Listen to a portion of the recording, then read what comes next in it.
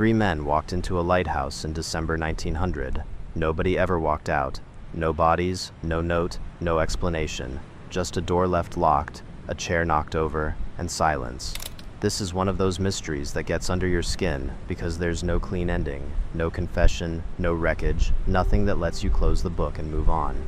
Just three men who were there one day and gone the next, on a tiny rock in the middle of the North Atlantic with nowhere to go. Let's go back to December 7th, 1900. Superintendent Robert Muirhead of the Northern Lighthouse Board was wrapping up a routine inspection visit to Eilean Moor, the largest island in the Flannan Isles group, sitting about 20 miles off the western coast of Scotland.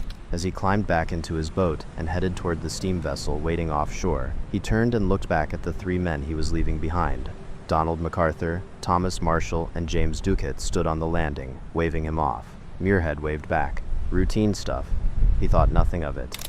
He would later describe that moment as one of the most haunting memories of his life, because those three men, waving goodbye from that tiny island, were the last people anyone ever saw alive on Eilean Moor. 19 days later, when the relief vessel arrived, every single one of them was gone.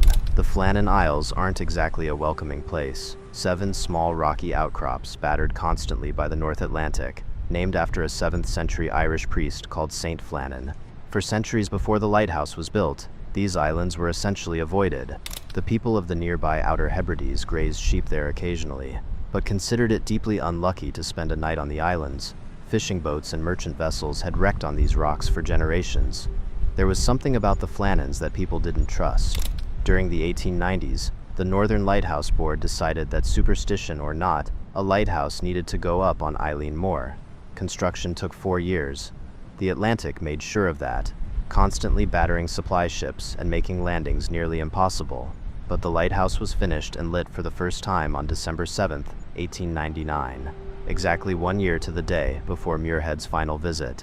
The station had no wireless communication. The only way to signal the mainland was through visual semaphore signals on a clear day. 3 keepers worked the lighthouse at any given time, with a 4th rotating through shore leave. It was isolated, remote, and completely cut off, but that was just the job. On the night of December 15th, a severe storm rolled through the area around the Flannan Isles. That same night, an American cargo steamer called the SS Archer was passing through the area, making its way from Philadelphia to Edinburgh. Just before midnight, the ship's captain noticed something that made him uneasy. The lighthouse on Eilean Moor was completely dark. For a functioning rock station, that's not supposed to happen, ever. The captain reported it when the ship docked a few hours later, but rough weather prevented any immediate investigation. The relief vessel, the Hesperus, was already scheduled to head out on December 20th anyway. But the storms kept pushing the departure back further and further, and it wasn't until the morning of December 26th, Boxing Day, that the Hesperus finally set out carrying supplies, and the relief keeper, a man named Joseph Moore.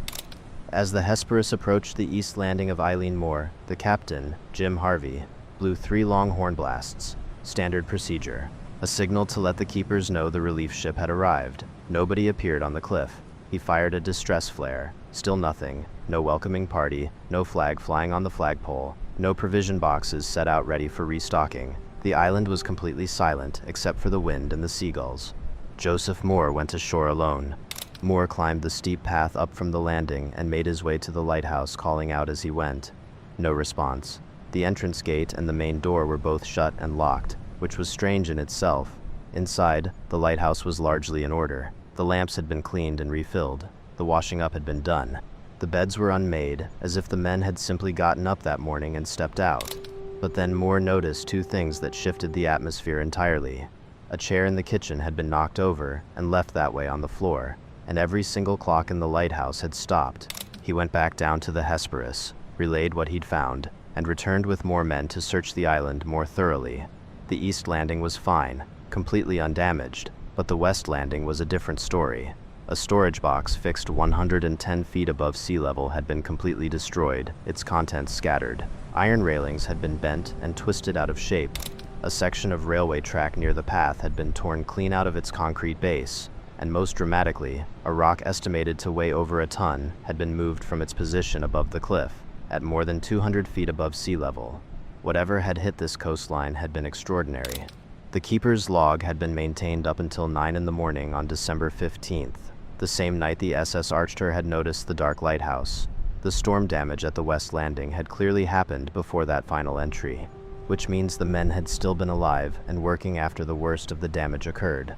One more detail worth noting. 2 sets of oilskins, the waterproof outerwear you'd absolutely wear in severe Atlantic weather, were missing. 1 set remained hanging by the entrance. Someone had gone outside without theirs.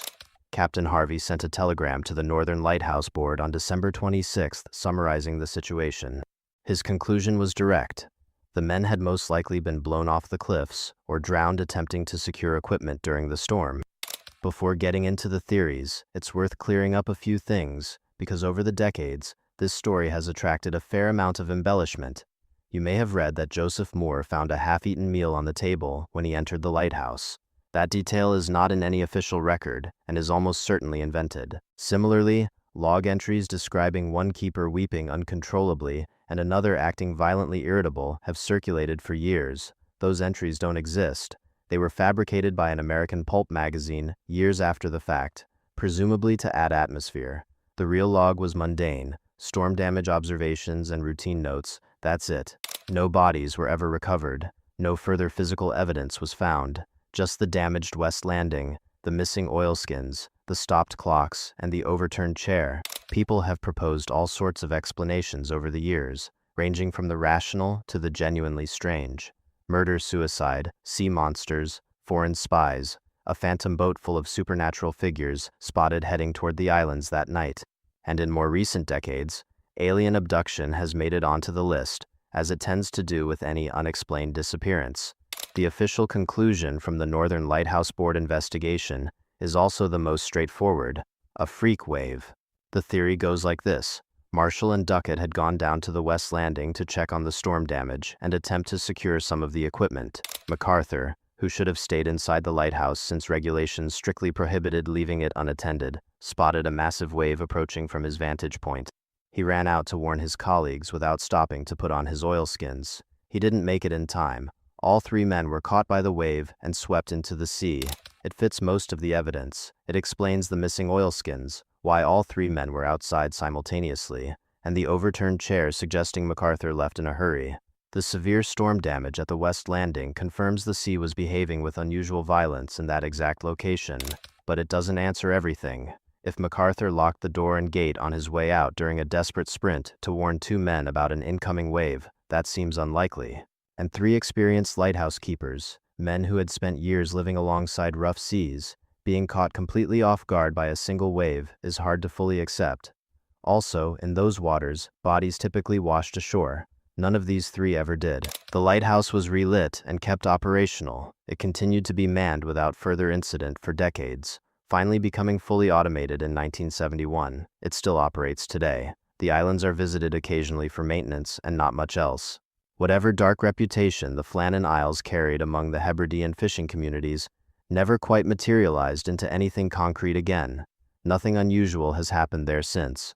But the disappearance of MacArthur, Marshall, and Ducat has never been explained to anyone's full satisfaction, and probably never will be. Superintendent Muirhead, the last known person to see all 3 men alive, wrote in his official report dated January 8, 1901, "I visited them as lately as the 7th of December, and have the melancholy recollection that I was the last person to shake hands with them and bid them adieu."